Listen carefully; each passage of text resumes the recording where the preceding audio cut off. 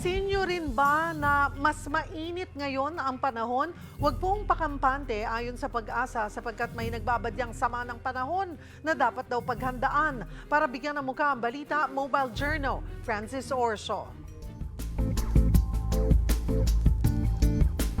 Matapos ang magkakasunod na linggong pag-uulan simula pagpasok pa lang ng Setyembre, kapansin-pansing medyo naging maalinsangan ang klima ngayon. Paliwanag ng Pag-asa, monsoon break kasi ngayon.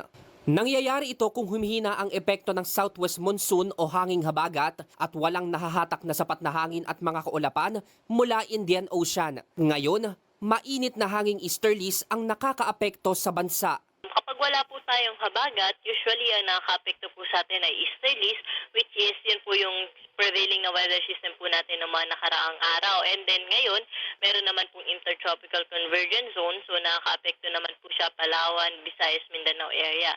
Pero teka, huwag muna mag-chill. Gamitin na ang panahong ito para ayusin ang mga bubungan ng inyong bahay. May panibago kasing pagkukumpol ng mga ulap na naispatan ng Pag-asa sa loob ng Philippine Area of Responsibility malapit sa Hilagang Luzon. Isa lang daw ang ibig sabihin niyan. May tsansang magkaroon ng sama ng panahon at kung maging ganap na bagyo, hindi raw malabong muling hatakin ito ang habagat. Meron tayong minomonitor na isa pang masamang panahon or weather disturbance cloud clusters sa loob ng ating park. Possible low pressure area for today or tomorrow and over the weekend, posible itong maging bagyo at mananatili lamang po dito sa may northern Luzon sa may silangan po ng Batanes.